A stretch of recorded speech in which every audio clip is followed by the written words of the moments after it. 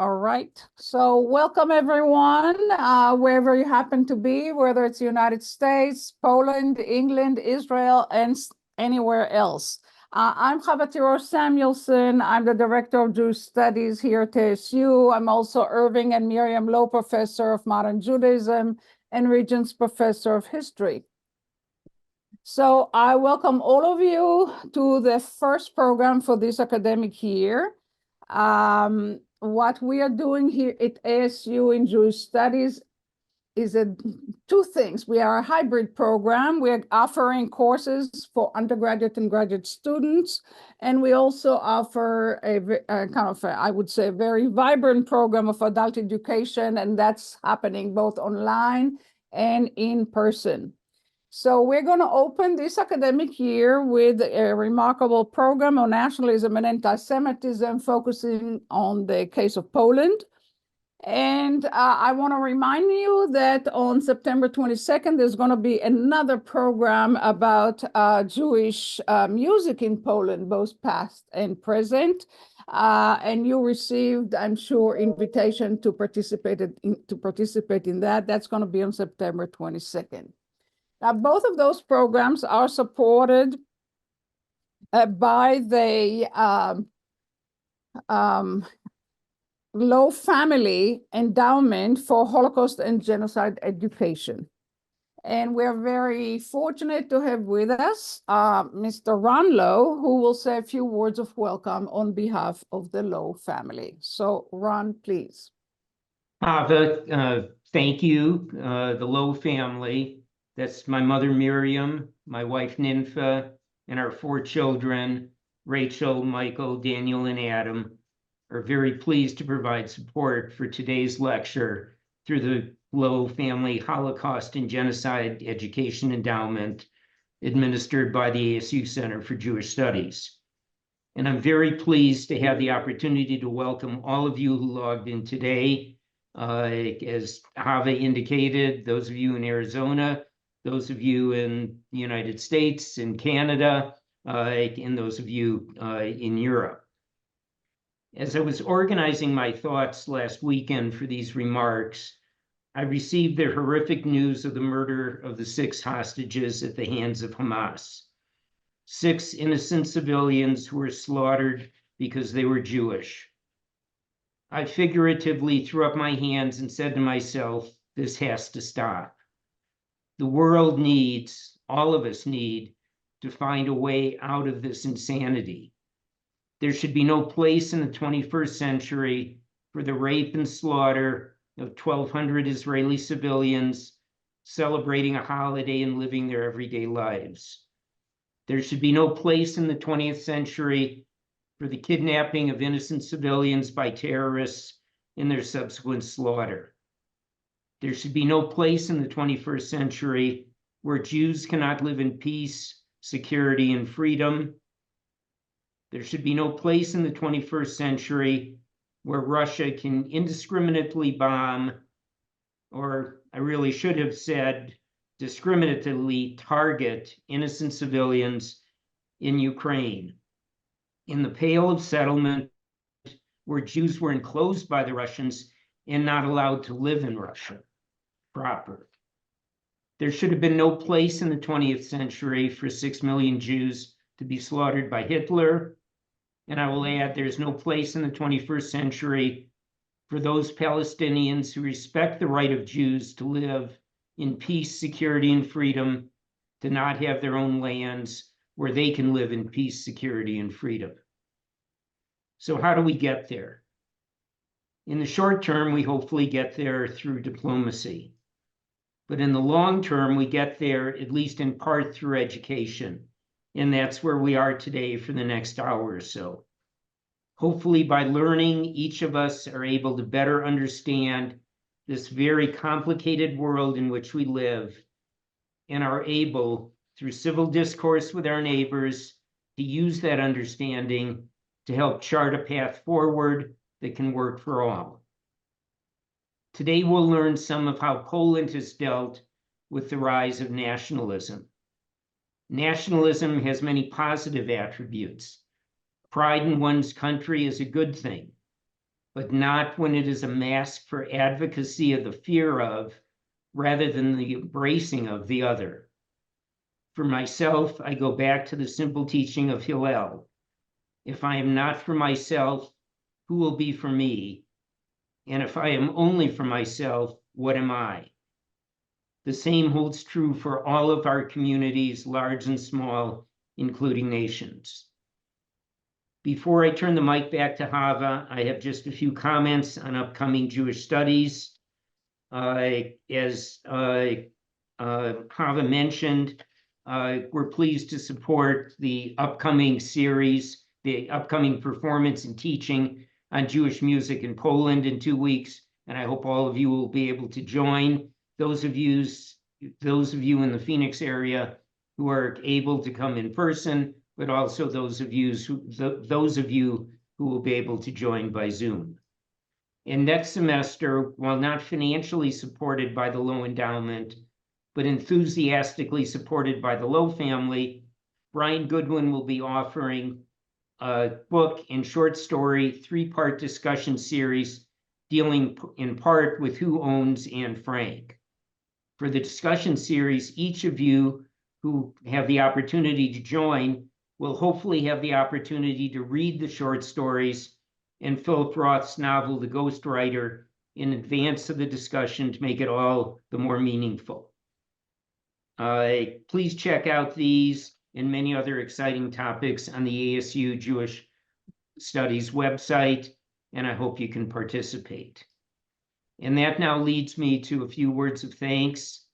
First, to Konstanty Gebert and Joanna Michlic for agreeing to share their intellect with us this evening. And yes, it is evening for them now in Europe, so special thanks that they're giving us their evening, not their day today.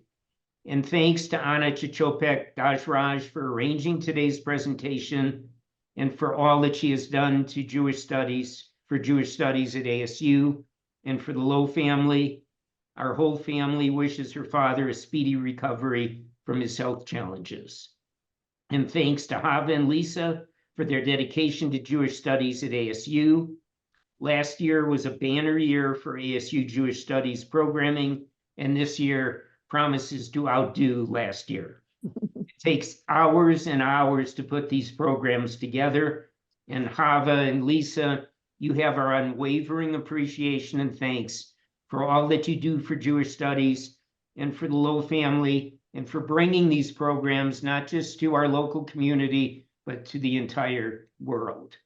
And with that, back to you, Hava. Well, thank you, Ron. This was very generous of you. Also, speaking of thanks, I would like to thank Professor Marcin Wodzinski from the Taube Department of Jewish Studies at Wrocław University.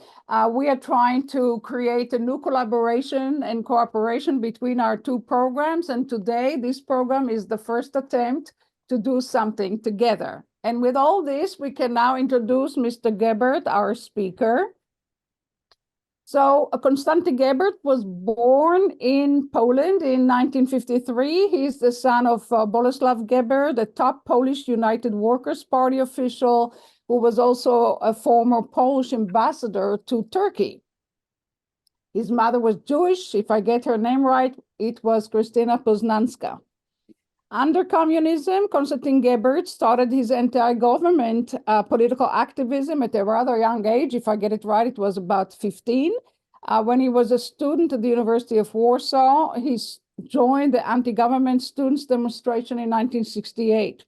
A decade later, he was one of the main organizers of the so-called Jewish Flying University, a clandestine institution that educated adults about various topics forbidden by the Eastern Bloc government of Poland. In 1980, he joined the Solidarity movement and became one of the members of the Solidarity of Education and Techniques Workers Union. In the post-communist era, Mr. Gebert has distinguished himself as a journalist working for the Polish daily newspaper Gazeta Wyborcza.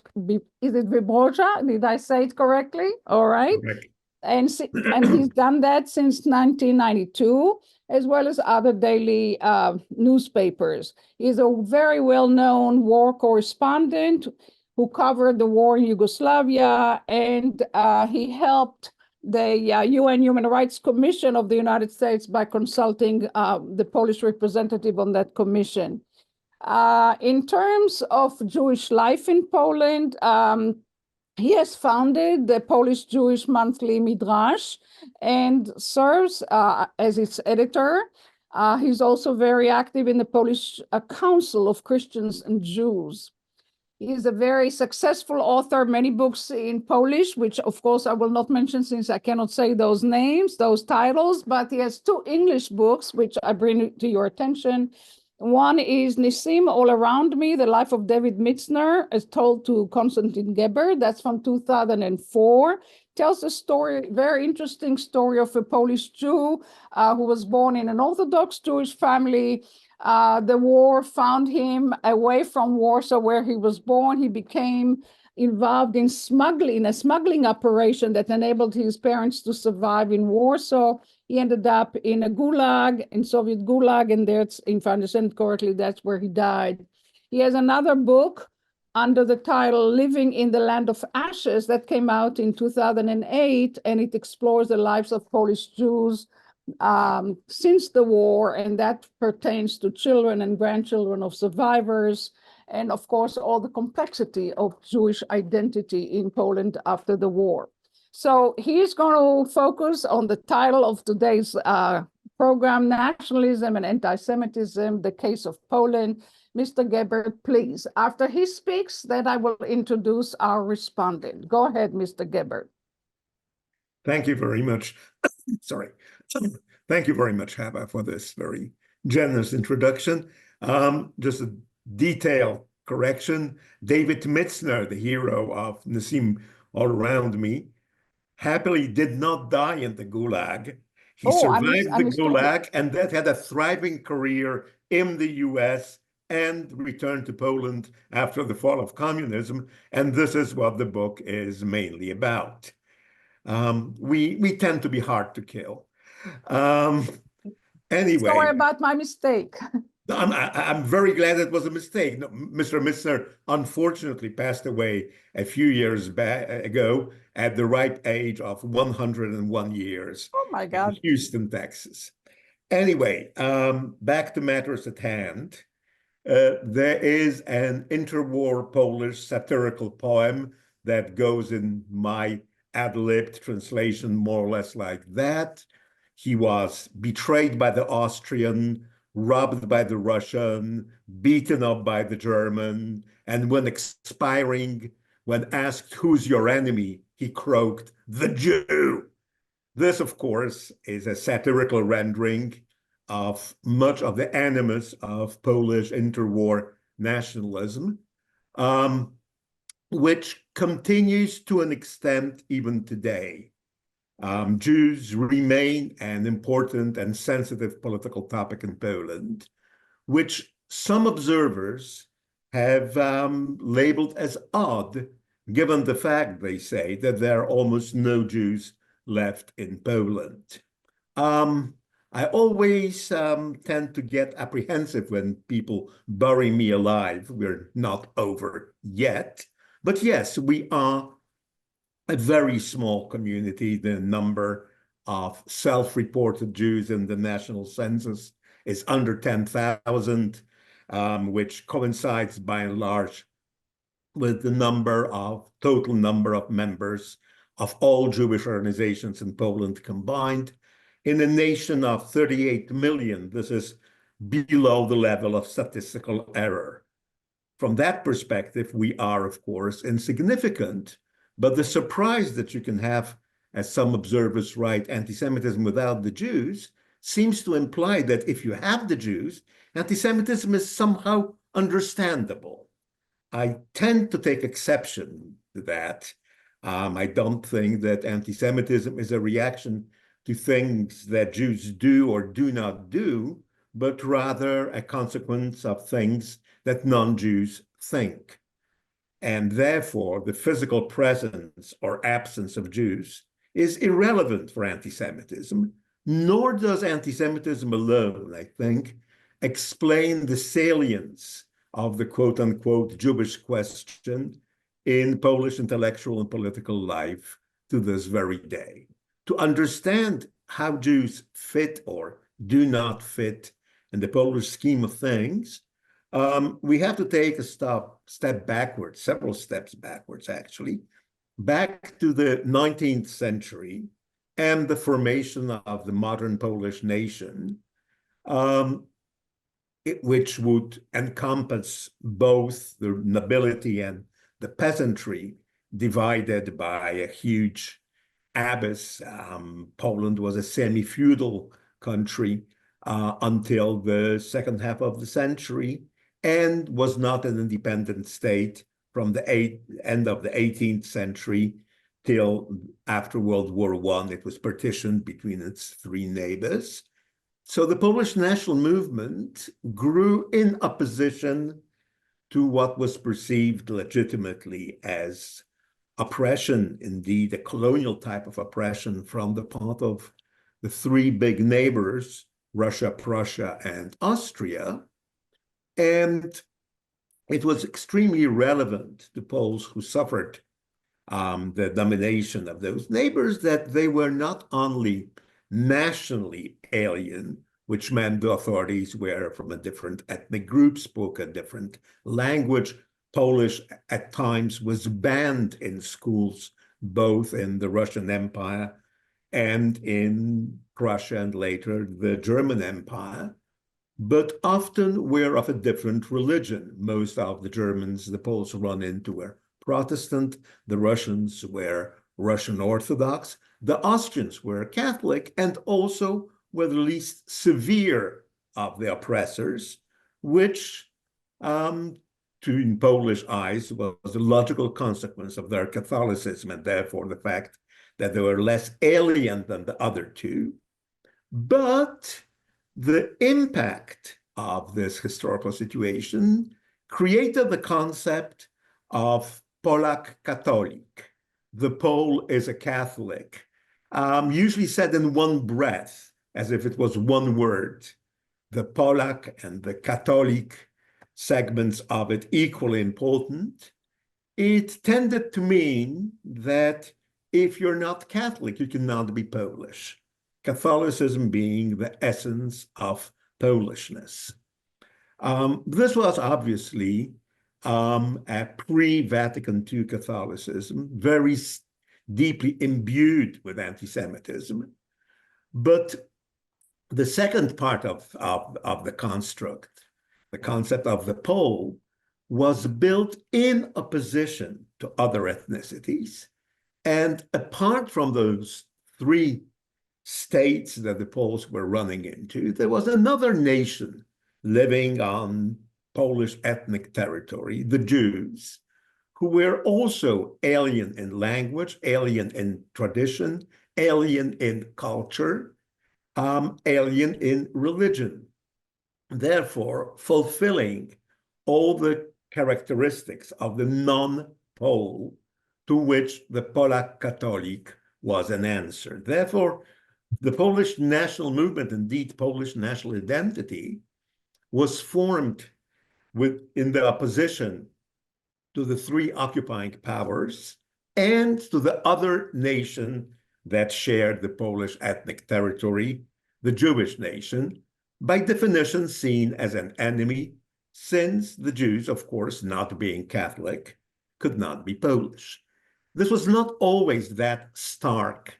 Many Jews did participate in Polish independence movements in the 19th century, and a part of Polish national mythology actually glorifies the participation of those righteous Jews, the Poles would say, as proof of the nobility and rightfulness of the Polish cause.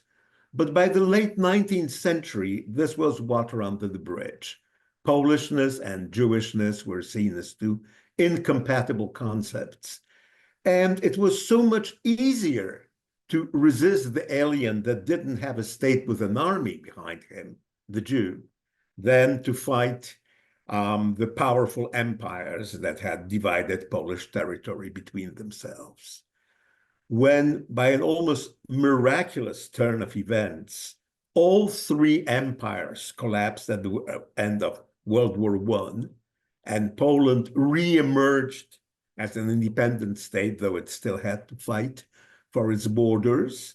It re-emerged in the eyes of the overwhelming majority of its inhabitants as the ethnic state of the Polish nation, even though Poles constituted 2/3 of its inhabitants, the other minorities being Ukrainians, 15%, Jews, 10%, Belarusians, Germans, Lithuanians, Slovaks. The list is very long. At the same time, Poland reemerges as a parliamentary republic with a very progressive constitution. Poland gives women the vote before France does or the UK does. And the first 8 years of the existence of an independent Poland are a period of parliamentary democracy with weak, unstable, and often shifting governments, and with a rather powerful representation of the different national minorities in parliament. And in the early years of the state, it would seem that a civic Polish identity is emerging, which might eventually subsume the different ethnic identities of the ethnic groups living on Polish soil. This, from almost the onset, was a pipe dream. Poland was fighting Soviet Russia in the east, but it was also fighting a Ukrainian nationalism movement, which eventually was defeated and became Poland's ally against the common Soviet enemy. But Ukrainians were seen by definition as hostile aliens threatening to attack Poland, and very soon the same became true of the Jews.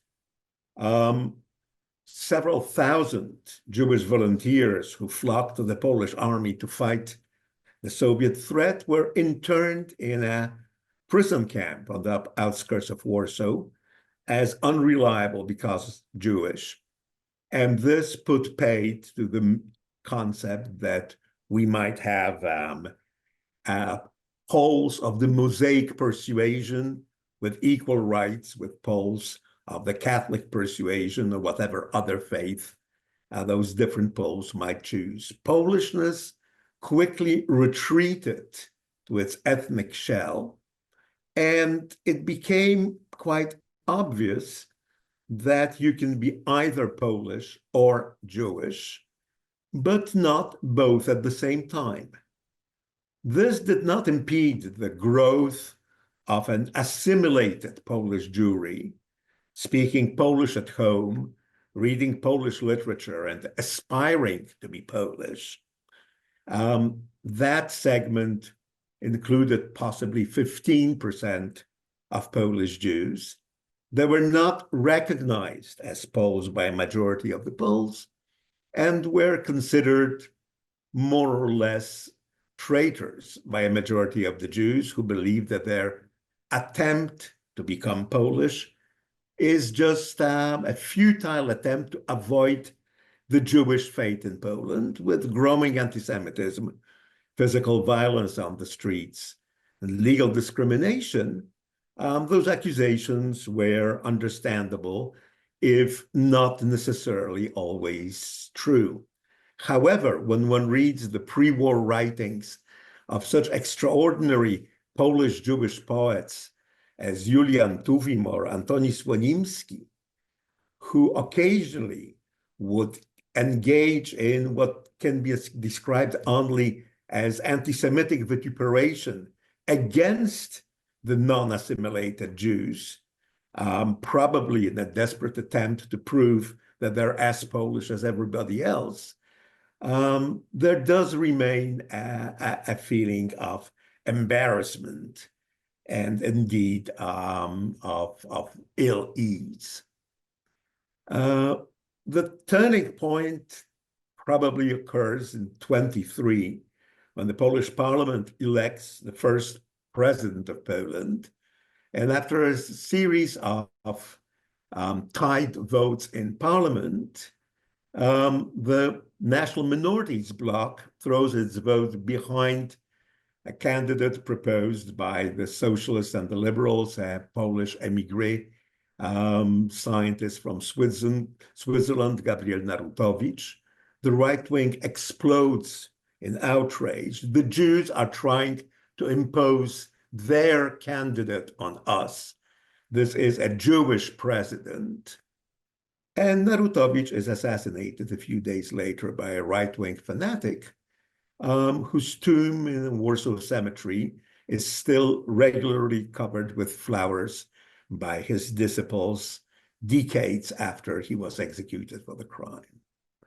So Jews, at least some of them, might have wanted to be Polish, but many Poles did not want them to become members of the nation. And the nation retreated, as I said, to its ethnic shell, abandoning an aspiration to become a civic identity. That aspiration, however, was not entirely lost.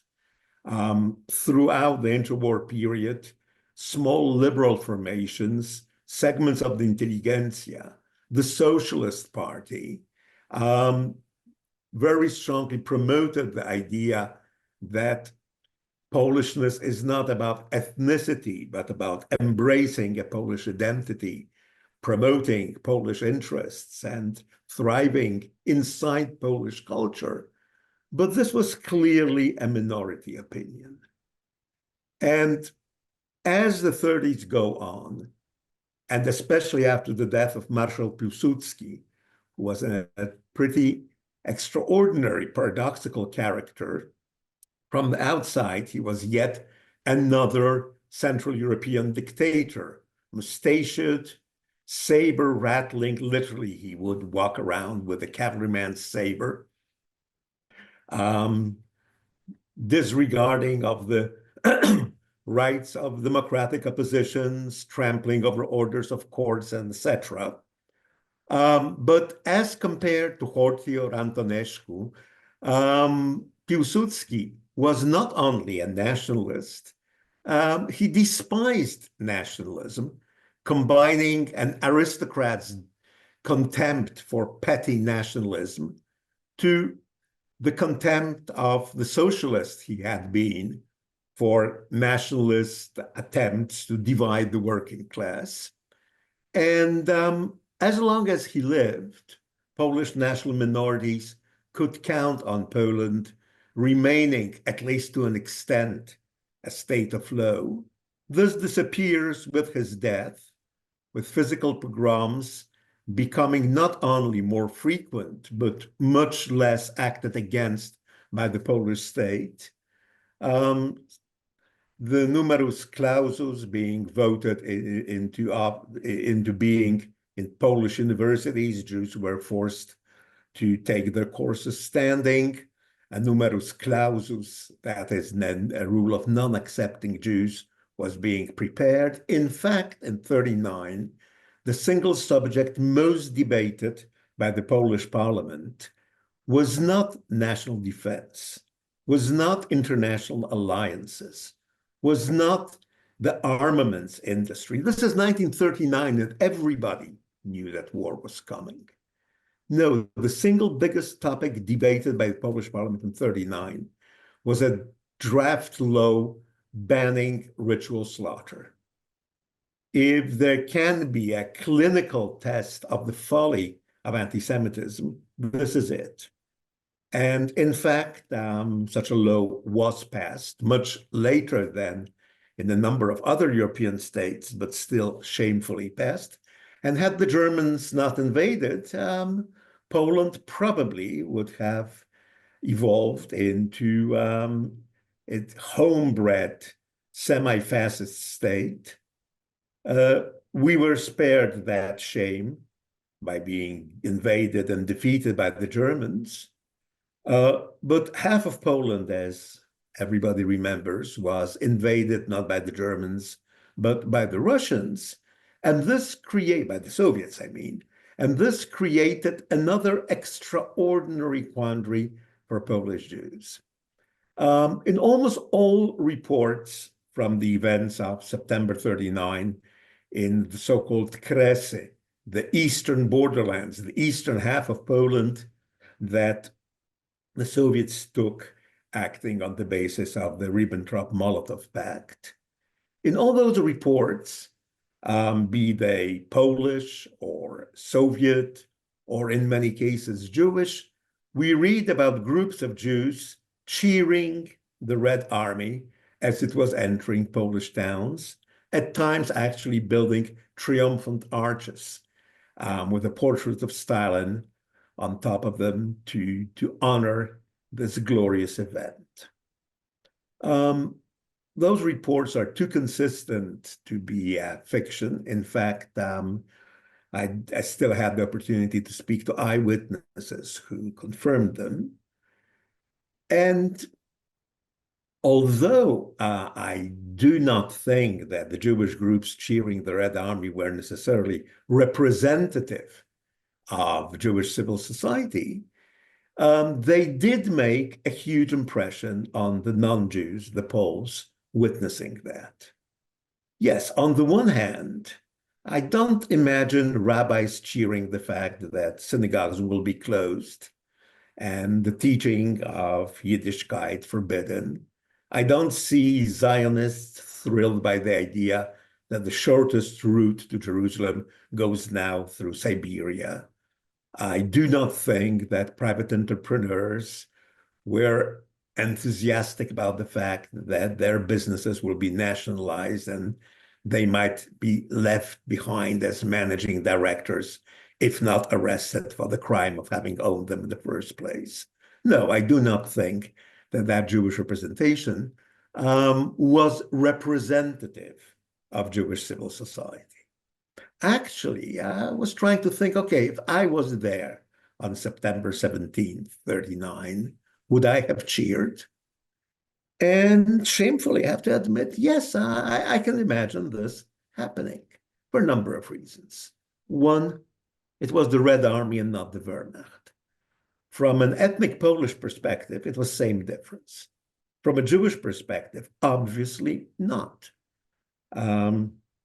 This part of Jewish opinion which followed the events in Germany, that is Jewish opinion in its totality, couldn't have illusions about the fate that awaited them under German rule. And they did have illusions about Russia, because not only leading minds of the continent had been singing the praises of the construction of socialism in Russia, I've seen the future and it works. But more importantly, some of those tanks that would roll into Polish towns were commanded by Jewish officers, something unthinkable in the Polish army that just had been defeated. Yes, it is true that almost 8% of the victims of Katyn was the execution site where 1 year later the Soviets would murder around 23,000 interned Polish officers, and about 8% of them were Jewish. But this is because all graduates of medical studies became automatically junior lieutenants in the Polish army to be mobilized as military doctors in the case of war. If not for that, there would be few Jews in the killing fields of Katyn. But here we had Jewish officers, Jewish commanders. Indeed, Brigade Commander Krivoshein, who together with Wehrmacht General Hans Guderian reviewed the victory parade of the two armies in the conquered Polish town of Brześć, was himself Jewish. Now, it is true that in order to become a Soviet officer, those Jews had to relinquish any connection with Jewishness, renounce themselves transformed themselves into early models of what would later be called Homo Sovieticus, the Soviet version of humankind. But this was something, it was demanded of everybody. You couldn't be a Russian Orthodox believer and an officer in the Soviet army. You couldn't claim yourself to be a Ukrainian nationalist and hope to make a Soviet career. Jews were discriminated against the way that everybody was discriminated against. That was progress, or so it seemed. And finally, there was obviously an element of Schadenfreude in the Jewish support for the Soviet invasion. A quip often made, and it made its way to memoirs and diaries of the period, quip often made by Polish Jews under Soviet occupation to their non-Jewish Polish acquaintances. You wanted Poland without the Jews? Well, you get the Jews without the Poland, serves you right. And frankly, Poland spared almost no effort to convince those Jews that it doesn't want them. Therefore, they should shed a tear over the fact that Poland is no more. It seemed in 1939 that putting your hopes with the Soviets makes sense. All it took was a couple of months to discover that there is a worse fate than a Poland rapidly going fascist. But of course, by then you could not uncheer the cheers made when the Red Army entered your shtetl on September 17th. So all this is complex and complicated. And then I think of the non-Jewish Polish neighbors watching those scenes from behind drone curtains, not to attract attention. What they were witnessing was treason. If the word has any meaning, it applies to a situation when an enemy invades and your neighbors are cheering. This created a popular basis for the idea that already established in Poland, but now growing new and deeper roots, that Jews are simply enemies of Poland and Polishness, subservient to the Soviets. In fact, the behind-the-scenes masters of the Soviets, as the Nazis wasted no time explaining. And when the Germans invaded the Soviet Union in 1941, they first, of course, invaded what had been Eastern Poland and then became Poland occupied and annexed by the Soviet Union. And news of the quote-unquote Jewish betrayal spread. People didn't pay much attention to the fact that in many towns, the non-Jewish Polish inhabitants cheered the Wehrmacht as liberators from Soviet oppression, emulating the alleged treason of their Jewish neighbors barely 2 years earlier. The word was spread that Jews are traitors, and therefore they deserve no solidarity from ethnic Poles. The concept that Polishness is reserved to Polak Catholic, the Pole who is a Catholic, got another booster. And in fact, the Polish underground in now entirely Nazi-occupied Poland took a very dim view of supporting the Jewish underground in its attempts to resist the Germans. Contrary to popular legend, very few weapons were provided by the Home Army to the Jewish fighting organization in the Warsaw Ghetto, not only because the Polish military believed that Jews don't make soldiers. They will not want, these will be wasted weapons. They won't know what to do with them, but also because the feeling was that this will be indeed arming at least a potential, if not an actual enemy. The Jews are the allies of the Soviets, who certainly are not allies. They are at best, as the Polish government in exile in London would say, the allies of our allies. But nobody had forgotten neither the occupation of Eastern Poland, nor the fact that Jews were seen as enthusiastically supportive of it, and then as having participated in the Soviet apparatus of oppression. So the rift grew deeper, and at the same time, the experience became incompatible. Some of you might remember the scene in Claude Lanzmann's Shoah, when Kazik Rataizer, a member of the Jewish Fighting Organization, is smuggled out of the ghetto through the sewers to the Aryan side, as it was called, to buy weapons. He was unsuccessful, and he witnessed the ghetto uprising from the other side of the walls. But in Lanzmann's film, Kazik tells his feelings when he first went on a walk on the Aryan side, that is, went on a walk in his city. There had been no ghetto in Warsaw until the Germans built one in 1940. Having been smuggled through the sewers, given a bath, new clothes, and a fake ID, he was allowed to take a walk. And Kazik remembers how he felt at that time. He says, Warsaw was a city at peace. Girls were walking with bouquets of flowers. An orchestra was playing in a park. People were sitting in coffee shops and drinking coffee or tea or whatever they were drinking. Warsaw was a city at peace. And yes, for someone coming from the ghetto, those scenes could not have meant anything else but that Warsaw was a city at peace. Just as a footnote to the flowers, the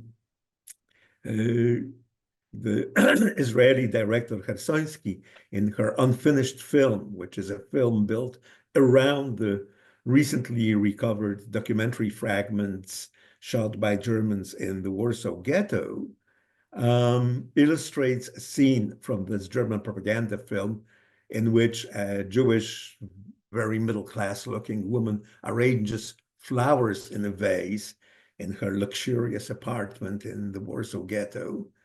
And Khersoński's mother was a survivor of the Warsaw Ghetto, and watching that burst out laughing and said, "What flowers? We would have eaten them."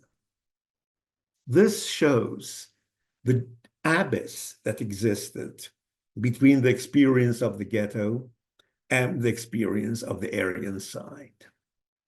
But for anybody who was living at the Aryan side, the idea that Warsaw in March, April 43 was a city at peace was absurd to the point of being obscene. The Germans had just resorted to the technique of mass executions of civilians in retaliation for actions of the Polish underground.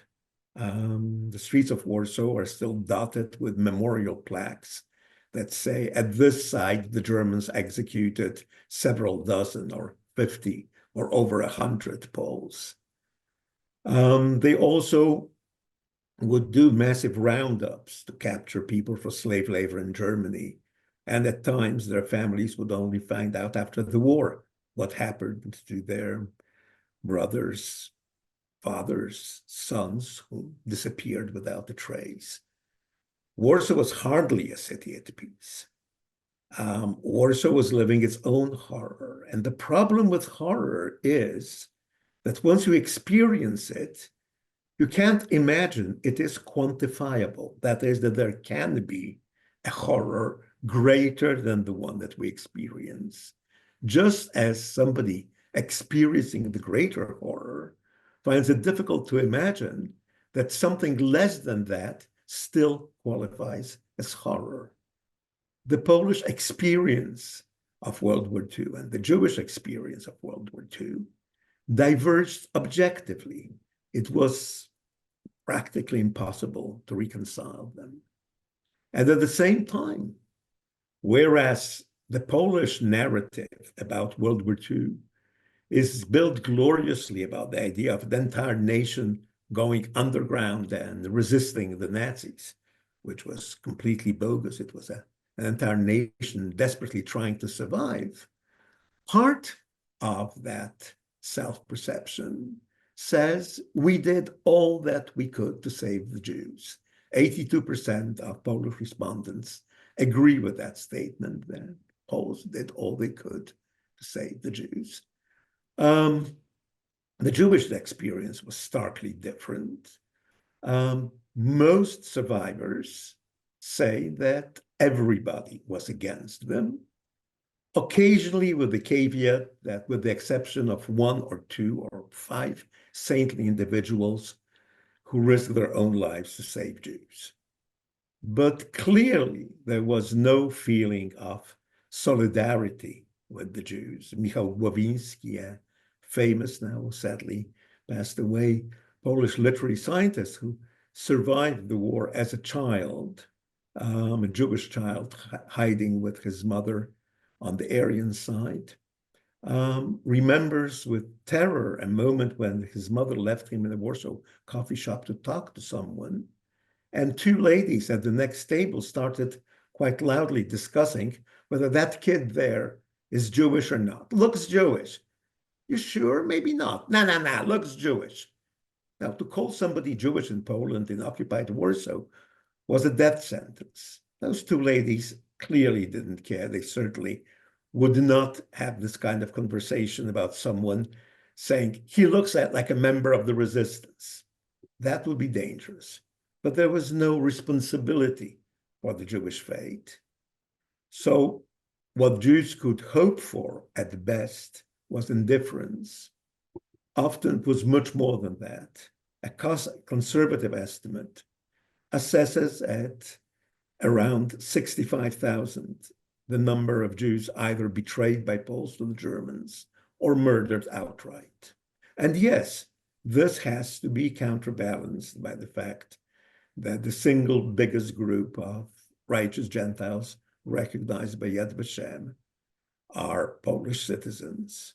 Yet this does not give Poland a certificate of moral virtue, because the biggest number of Jews to be saved was also in Poland. Had the number of rescuers from Poland not been the biggest, that would be a damning indictment of Polish society. As it is a statement of fact, but a statement of fact that I think we need to recognize with all gratitude and immense respect, because the heroism it took to help Jews not only against the desires of the German occupants. Most of the things that the Poles did were against the desires of the German occupant, and many of them were punishable with death, but also against the desires of your Polish neighbors, who would either feel threatened by the fact that there's a Jew hiding there, or would believe that hiding Jews is an unpatriotic act. It's help to the enemy. One way or the other, when you were in the underground, you could rely on the solidarity of other members of the nation. When you were saving Jews, you were there on your own. And that solitude continues. I still know of righteous Gentiles who refuse to be recognized as righteous Gentiles out of fear of the neighbors decades after the end of the war. And this continued even with the end of the war. Not only the imposition of communism on Poland was seen as ultimate proof of the truthfulness of the thesis that while the Pole is a Catholic, the Jew is a communist. Żydokomuna was an almost mirror image of Polak Catholic, a negative mirror image, but built around the same principle. And the slaughter of Jews did not end with the war. A recent study enumerates at least 1,100 murders of Jews in the first 18 months of liberated Poland. The real number obviously is much bigger many of the deaths would never be registered or even known. Most Jews would have fled Poland after the Kielce pogrom of 46. About 100,000 Polish Jews in 2 months fled Poland for the safety of occupied Germany. This sentence alone really chills the marrow of the bone. 1 year after the war, 100,000 Polish Jews flee Poland for the safety of Germany. Now, it is an occupied Germany, to be sure, and yet they would be housed in former German camps, often guarded by German guards, now at the service of the Allies, no longer of the Third Reich. But at least they wouldn't be murdered there. Those who remained because they hoped that under socialism, Yiddishkeit will have another progressive chance. Those hopes were dashed when Stalinism ended in 56, and the reaction to the atrocities of Stalinism was swiftly diverted into an anti-Semitic pathway. Others who remained because they believed that they can or already are Polish, and they were disabused of this in the anti-Semitic campaign of 68. Others remained out of the hope that maybe a survivor will somehow emerge and will be able to find his next of kin. But by the end of the 60s, after the anti-Semitic campaign, any Jew surviving in Poland believed that he's the last one. Yet a Warsaw joke says that each time the last Jew of Poland leaves Poland, several hundred of his next of kin and closest friends come to see him off. Jewish life picked up and found a surprisingly welcoming environment in the milieu of the Polish democratic opposition of the 70s and later of the Solidarity movement. And when the Solidarity movement was able to negotiate with the communists a way out of communism in the general collapse of the system in 89, Jewish communities could actually recover themselves and start organizing anew within the framework of a new democratic Poland. And again, for a moment, it seemed that we finally emerged from the trap of incompatible identities, or at least that a bridge has been built across the abyss. In a memorable sentence, the preamble to the new Polish constitution said, "We, the Polish nation, Naród Polski," which in Polish carries clearly ethnic connotations. So we, the ethnic Polish nation, all the citizens of the Republic, hereby proclaim this constitution. This clearly stated the primacy of Polishness as a civic identity over that of a national identity. And this, for at least 10 years, seemed to be the dominant model. And yet then the wind changed once again in this century. Anti-Semitism, which had been really on a steep decline in the 90s, reappeared as part of a wider turn towards nationalism and authoritarianism. And again, is very clearly seen, and at times increasingly so, in sociological surveys. But this time, it's really not about the Jews. Jews serve only as a litmus test, as an index, if you wish, in the fundamental debate, internal Polish debate, about the kind of Poland we want to have. Imagine that you're sitting in a train compartment, there's somebody else there, you'll be spending a couple of hours together, of course you'll talk, of course you'll end up talking politics. So it would make sense to know what the other guy's politics are. So you can ask him a cafeteria of questions, where he stands on this or that, or you can just ask him where he stands on the Jews.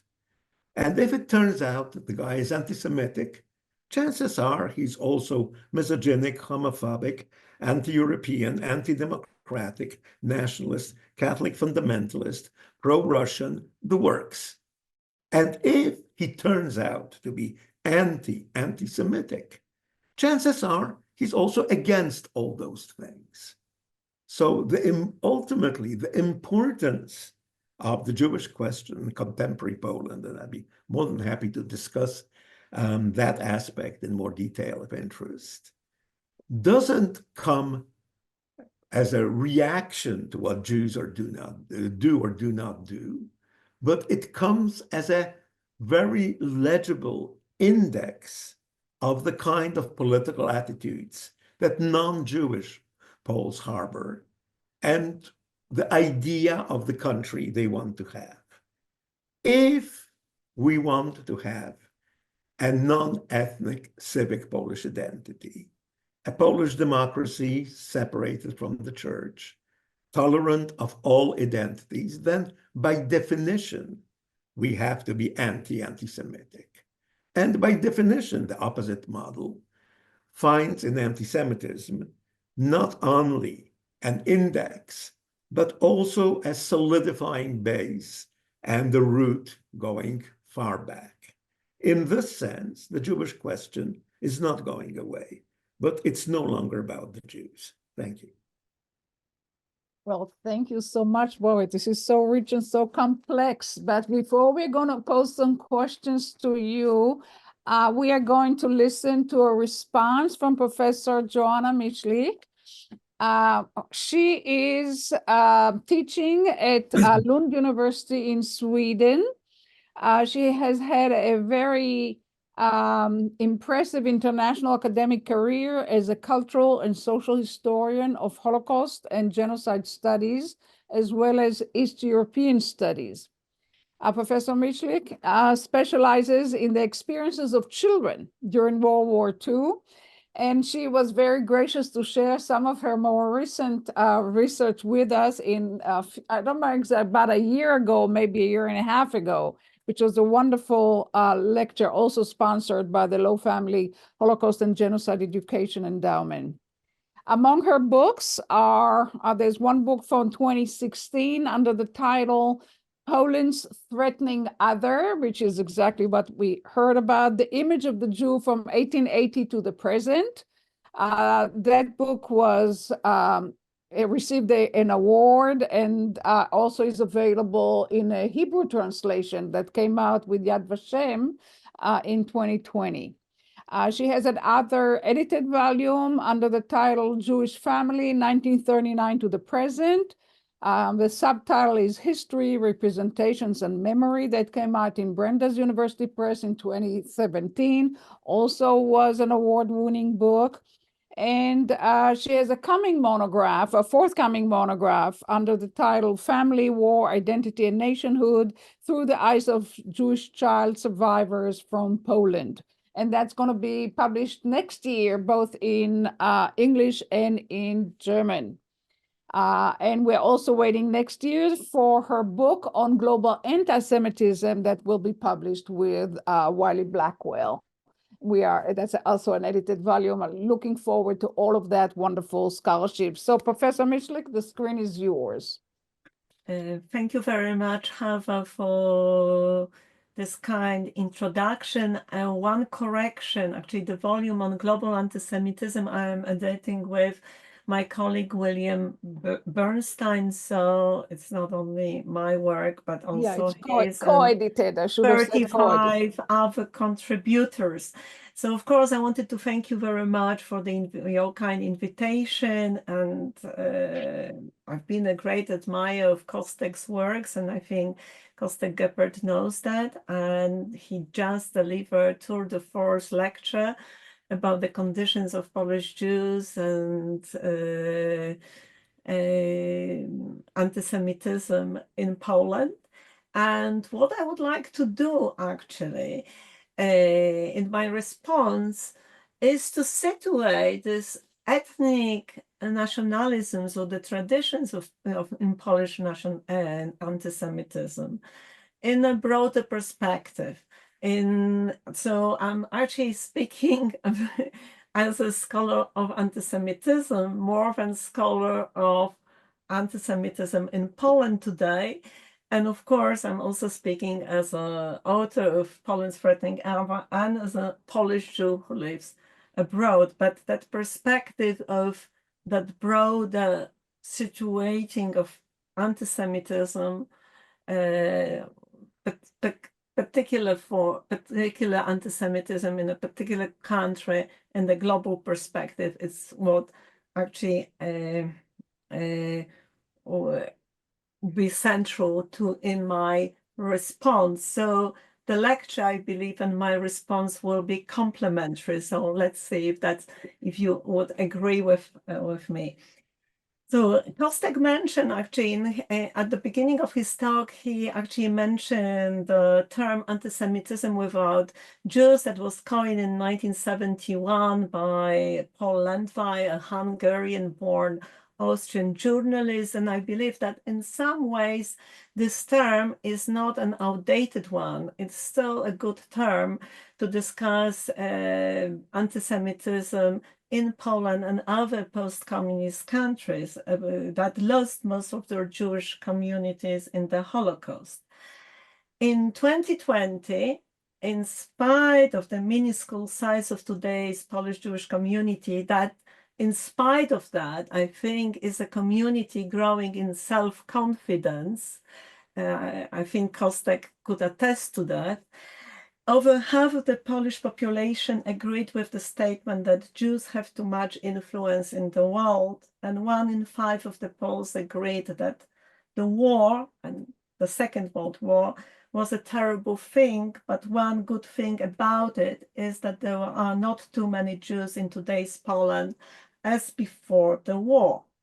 The 2023 report on anti-Semitism in Poland, definition, monitoring, and effective combating, conducted by the Warsaw-based NGO Open Republic, has confirmed a variety of anti-Semitic tropes, prejudices persistent in Polish society and ranging from the medieval, pre-modern, classic Christian anti-Semitic belief in ritual murder to the belief that Jews are the central enemy of Poland, responsible for the killings of anti-communist Polish opposition during and after the Second World War, and for the imposition of the communist system in Poland, the Judeo-communism that also Kostek talked about in details and the complexity of the historical complexities of that.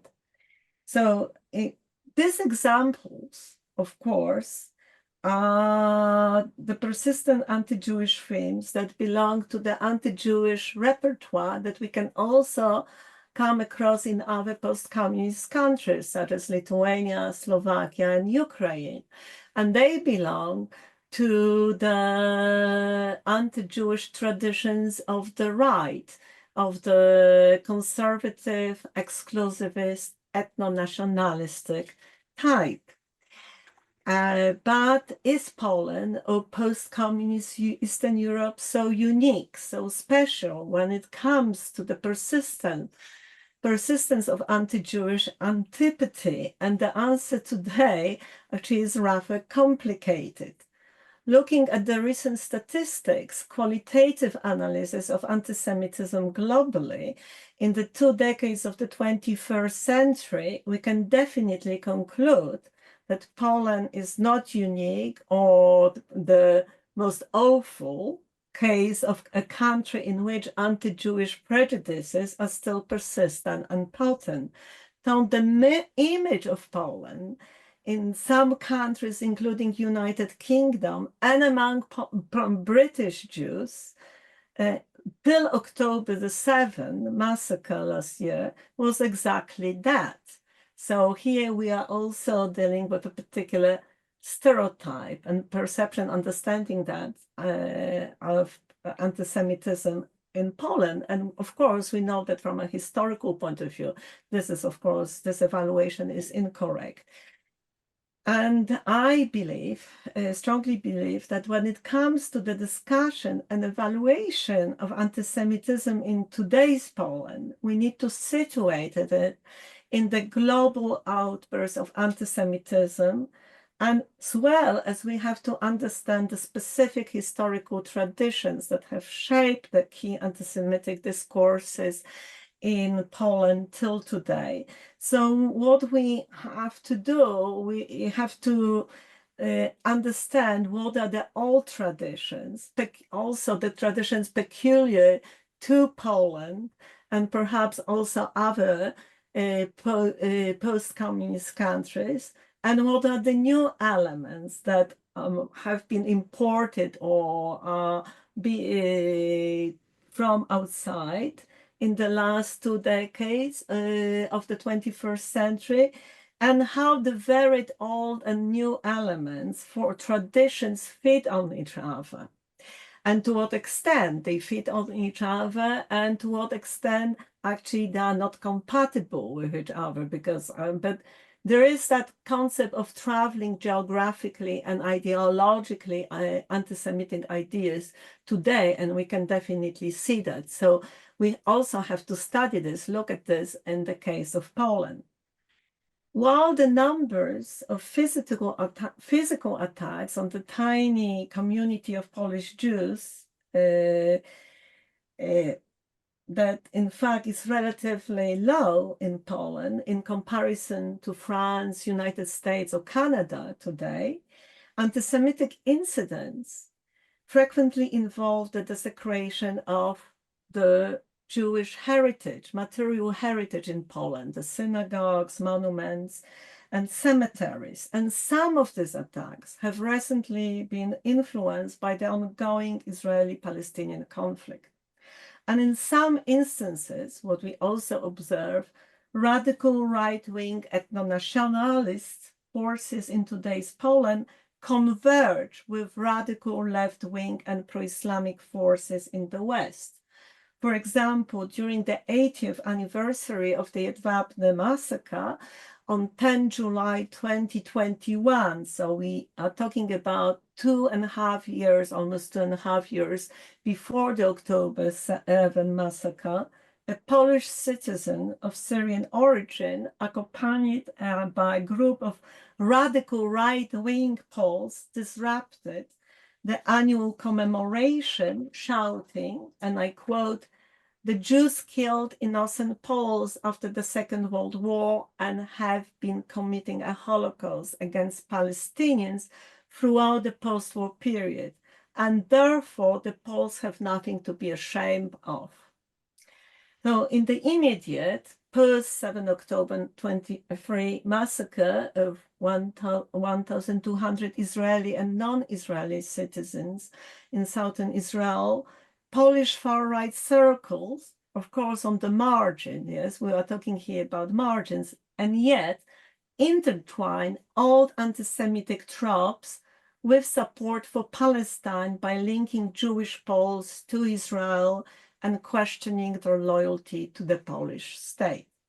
Of course, this is the marginal element here, and yet we also have to take this into account. So to date, no doubt, we observe anti-Semitic resurgence taking place around the globe. In 2014, the Anti-Defamation League polled popular attitudes towards Jews in 102 countries. Among the findings were that 35% of respondents had never learned of the physical destruction of European Jews during the Holocaust, and that 7 in 10 of the 26 of global respondents who harbored anti-Semitic attitudes had never actually met a Jewish person. Moreover, 41% believe Jews are more loyal to Israel than their own country, and 74% of people in the Middle East and North Africa hold anti-Semitic attitudes, the highest regional percentage in the world. Some 24% of Western European and 34% of Eastern European respondents express anti-Semitic statements, the most popular involving dual loyalties with Israel, excessive control over the business world, and excessive discussions of the Holocaust, namely the rejections of the memorializations of the Holocaust that involved in the 1990s in the liberal democratic period, driven by liberal democratic ideas. And this secondary anti-Semitism, I believe, is one of the key issues that has not been mentioned by Kostek, but it is a problem. And in some ways, we can argue that the Poles cannot forget the Jews for Jedwabne. And of course, I don't have the time to develop this aspect, but this is the Polish feature of the secondary anti-Semitism related to the memorializations of the Holocaust, but we see similar ones and driven by a variety of ideas in other parts of the world. But of course, the outburst of today's anti-Semitism isn't solely a European and Middle Eastern phenomenon, but can be also be observed in South America or Canada or United States, especially after the October 7. But if we look at the experiences of anti-Semitism in today's Canada, United States, or France, we of course can see that they are driven by left-wing and post-Zionist and post-colonial discourses, as well as political Islam of a radical type that utilizes actually the classic anti-Jewish stereotypes, pre-modern and modern, in their calls for the destructions of the so-called Zion Nazis. Fundamentally, the key historical strands of anti-Semitism in Poland do not belong to this left-wing, post-colonial and postmodern and radical Islamic traditions, but are embedded in the classic pre-modern Christian anti-Jewish traditions and modern anti-Semitic traditions shaped by the culture of exclusivist ethno-nationalism, one distinct way of forming Polish nation in opposition of civic nationalism. And Kostek gave us a quite detailed historical development of these two types of nationalisms. But I would like us to focus on one key element of this ethno-nationalistic tradition, according to which Jewish values, traditions, and culture represent everything that is defined as anti-Polish. And the Jew is the anti-Pole, and as such constitutes the central threat to the national collective. Of course, this tradition also encompasses the racial element that concerns the converted Jews to Catholicism, that they pollute Polish nation because of their blood. This tradition, of course, developed, crystallized during the 15th century in Spain and Portugal during the Inquisition. But so there is, in some ways, we have to study the various traditions, what is particular to Polish anti-Semitism and the different layers, and what is more general that feeds on particular Christian tradition that is being also absorbed into particular traditions, national traditions of anti-Semitism.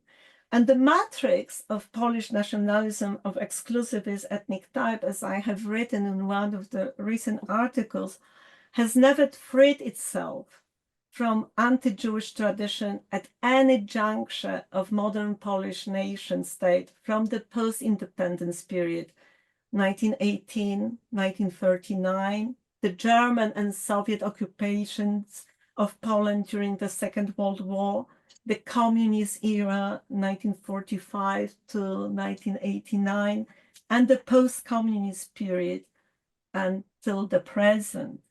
In fact, between October 2015 and October 23, under the rule of law and justice, the exclusivist ethno-nationalistic traditions re-emerge once again in full force in public life, in political culture, because the right-wing extreme elements were brought into the mainstream. And the sheer lasting presence of these traditions in the post-Law and Justice Poland has become apparent, where an extreme politicians of Confederation, the MP Grzegorz Braun, known for his anti-globalist, anti-American, anti-Western, anti-Protestant, and anti-Jewish stances, became a member of the European Parliament, voted by many young members of Polish society, as well as clergy, last June this year. So how can we explain this persistent power of anti-Semitism embedded in the backward-looking and exclusivist ethno-nationalistic political and cultural tradition in Poland 35 years after the end of communism? And of course, one of the explanations is that the various attempts, and there were many very serious attempts between 1989 and 2015 at fighting anti-Semitism and the incorporation of the dark aspects of the national past into public memory. And by the dark aspects of the national past, I mean the anti-Semitic violence against Jewish fugitives during the Holocaust by civilian Poles and military underground, anti-communist underground, and historical education. So all these efforts at fighting anti-Semitism, incorporations of this dark past into historical education, into public national memory, somehow have not been strong enough to eradicate the ethno-nationalistic anti-Semitic legacy as such, though we can see, on the other hand, certain changes, that the civic model perhaps now once again might be stronger. And yet there are many challenges, perhaps more challenges today in 2024 than in 1989. And this is despite of all the efforts that have been made by members of the open Catholic Church. Today, of course, the Catholic Church in Poland is rather closed church, more feeding into ethno-nationalistic traditions than the open traditions. But despite the efforts of journalists, politicians, of liberal origins, backgrounds, democratic backgrounds, yet there we see this ethno-nationalistic traditions persisting and also creating new elements such as gender studies, LGBT communities, COVID pandemic, and seeing the Jew as the key driving force behind these new enemies. So to end, I think we, at this point, we have a great challenge of we as academics to reframe this anti-Jewish discourses in Poland and beyond Poland. And of course, anti-Jewish discourses in Poland, to what they also feed on this illiberal traditions that emerge in the West and the culture wars. So there are many layers, and the challenge today perhaps is much bigger than the challenge in 1989. And this is perhaps not the most optimistic ending, but I think it's a realistic one. Thank you. Well, thank you so much. Yes, as the story is so complex, and it is, one has to decide how to remain hopeful given this complexity. So let me suggest one question which was actually posed to me by Ron Lowe. I'll propose one question, then we'll take questions from the Q&A. And if you have more questions, please put them in the Q&A at the bottom of the screen. So, Mr. Gebert, could you say a little bit more, putting what's going on in Poland in comparison to Hungary, for example? How are things different and similar there?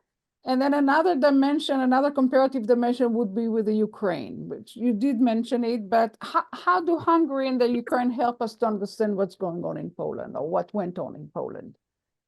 Well, first of all of Central and Eastern Europe shares a very important characteristic. Anti-Semitism had not been morally delegitimized after the war.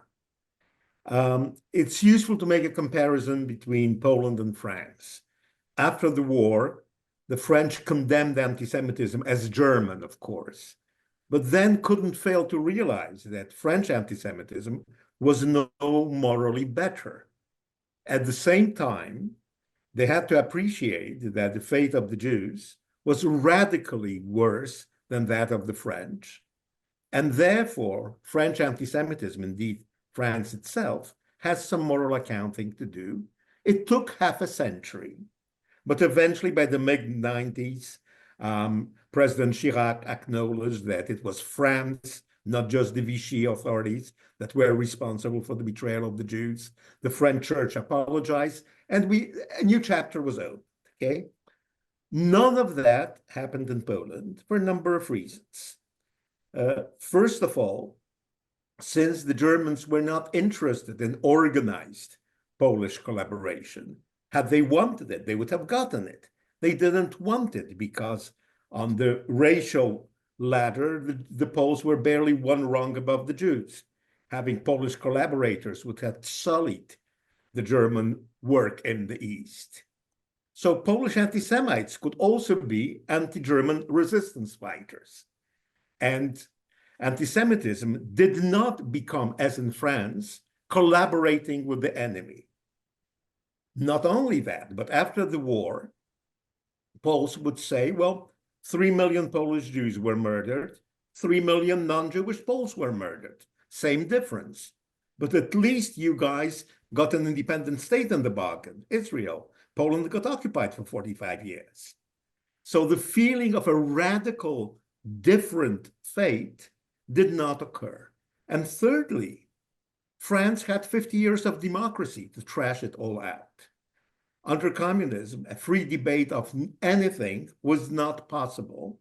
So by the time the debate became possible, after 89, priorities had shifted. So we do not have, in Poland, in Ukraine, in Hungary, in Lithuania, the automatic knee-jerk condemnation of anti-Semitism, at least in respect to dead Jews, that we have in the West. And then very different circumstances apply. Poland and Hungary are similar in the sense that when they were ruled, Hungary still is, by a nationalist, populist, authoritarian right, both of those regimes established very close relationship with Netanyahu's Likud, seeing in the Netanyahu government a soulmate, a government based on similar principles, similarly unfairly, they would say, disliked internationally. The Hungarian love story continues because Orban was much more clever than the Polish government in negotiating the pitfalls of such a relationship. In the Polish case, it crashed against history. In Ukraine, it's even more complicated for a very simple reason. Ukraine is probably still the most multi-ethnic country in Central Europe. Therefore, the sheer weirdness of not being of the ethnic majority stock, which is the Jewish experience more or less everywhere except at Hungary, possibly, does not obtain. The indifference with which people look at my kippah on the subway in Kiev, it feels like New York or Moscow, definitely not like Warsaw or Budapest, where it immediately attracts attention. So in Ukraine, being a Jew per se is not something you need to account for. In Poland and in Hungary, it's different. But it's just a very superficial answer to a very interesting and complicated question. Ron, would you like to ask another question, or shall we? I can, in the meantime, look at what's going on at the Q&A and see if there are other issues that were brought up there. Let's give others a chance. Okay, we have a question from David Cater, but unfortunately he had to leave already. So his question is this: this historical summary is so very well done. I guess that's directed at Konstanty Gebert's presentation. Might the speaker, Joanna however, certainly give as us his well. view of the current Jewish situation? Say it again? First of all, I'm pretty sure that And in meant particular, Joanna's the view of presentation Polish Jews. as much as mine. And in respect to the current situation of Polish Jews, okay, this could be the topic of an entire semester-long seminar. The main issue is we do have problems with anti-Semitism, and they have become acute and novel after October 7th. Having said this, our main problem is demography, not politics. We are too small a community to be assured of our self-perpetuation. 10 million people, or possibly 10,000, that was very Freudian, 10,000 people, or even possibly 25,000, is nothing in a nation of 38 million. And therefore, though we have our publications and our schools and our Milchamot Yehudi, everything that makes a Jewish community, there is no guarantee that somebody responding this question 50 years from now will say the same thing. And this feeling of precariousness, for once from within, not from without, is something that I think defines us more than any other single aspect.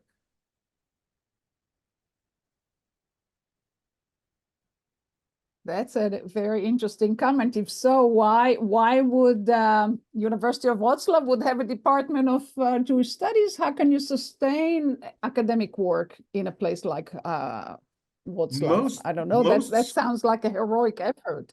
Most scholars who work on things Jewish in Poland are no longer Jewish. They are non-Jewish scholars who want to access Jewish sources to study the history of Poland, because you can't really study Poland without the Jewish input, Jewish participation, and Jewish sources. It's a treasure trove. You open a course of Yiddish, there might be one or two Jews. The immense majority will be non-Jewish Polish scholars desperate to learn the tools they need to study the history of their country the way it has not been studied.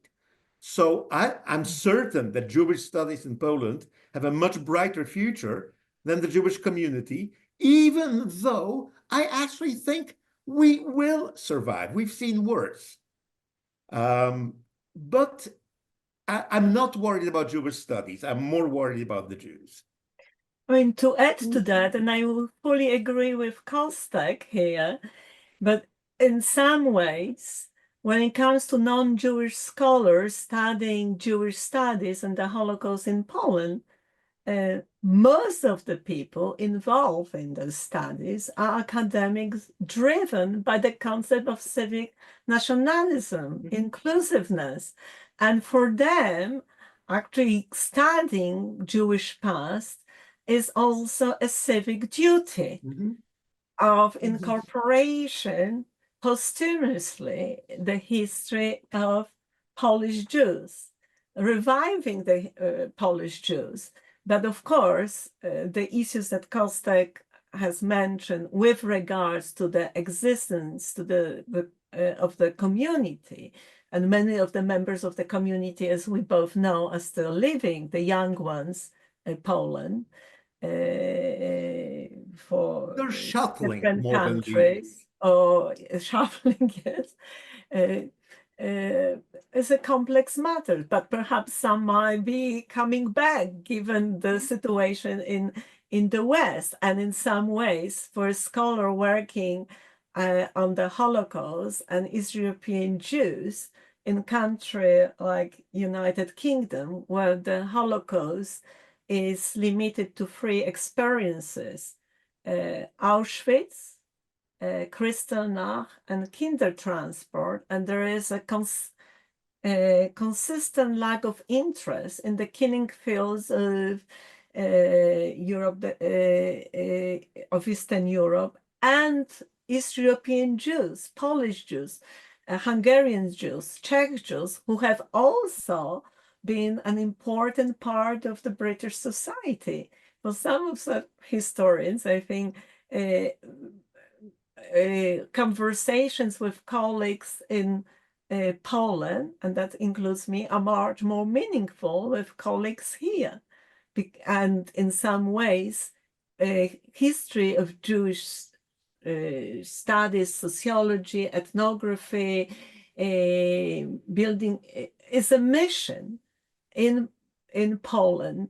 And I think for many of the scholars working there, well, a scholar like myself would like to contribute to that.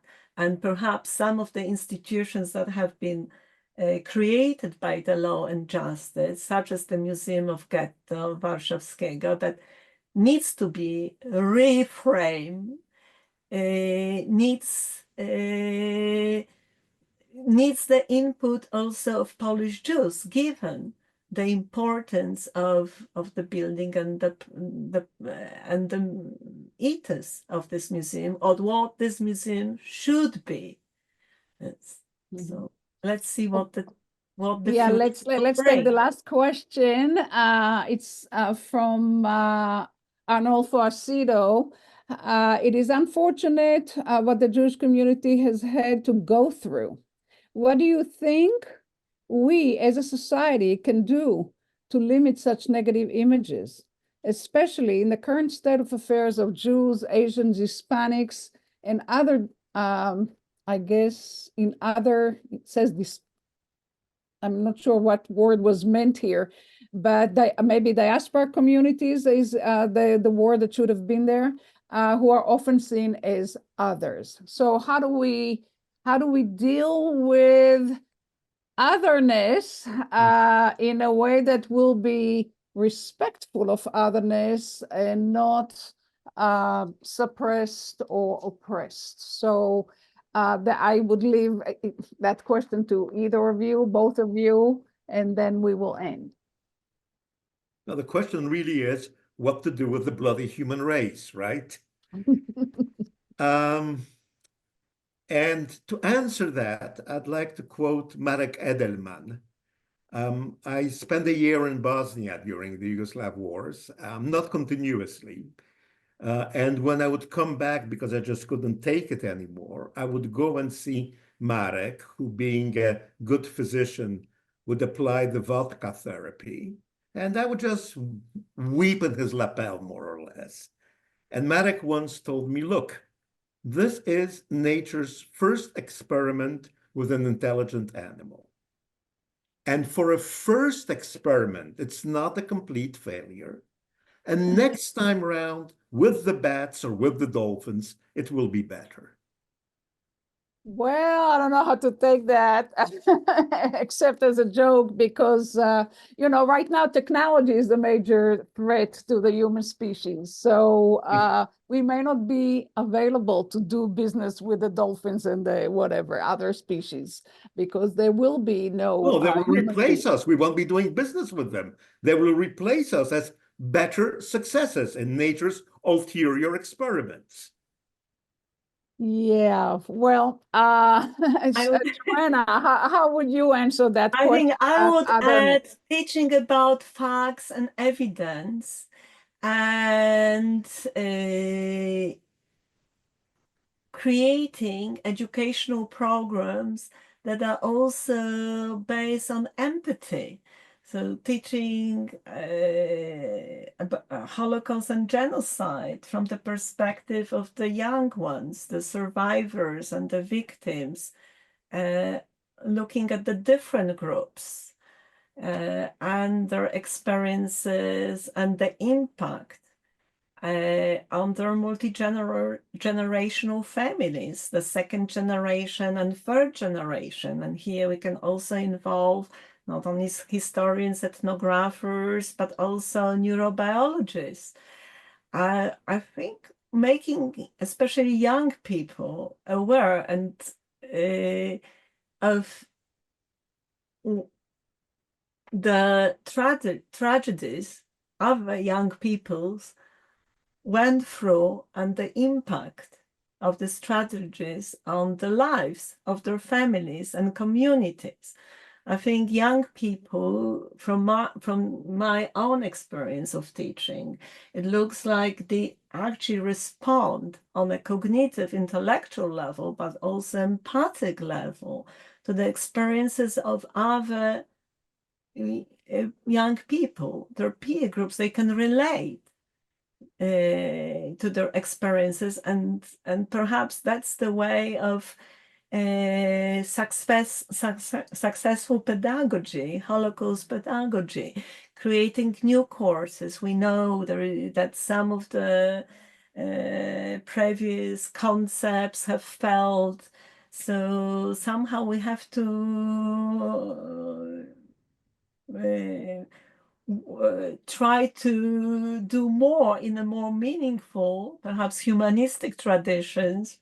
I don't know to what extent the robots can be help to us or in this endeavor, but we should definitely try doing something, though today it's much more difficult because of the ideologization of humanities. And this is one of But the in a key sense, problems. you know, if humanism, if we're not going to think about humanism as a dirty word, that if we go back to the liberal ideas that really undergird the humanistic tradition in the West, an idea that has been dismissed, especially by the postmodernist discourse.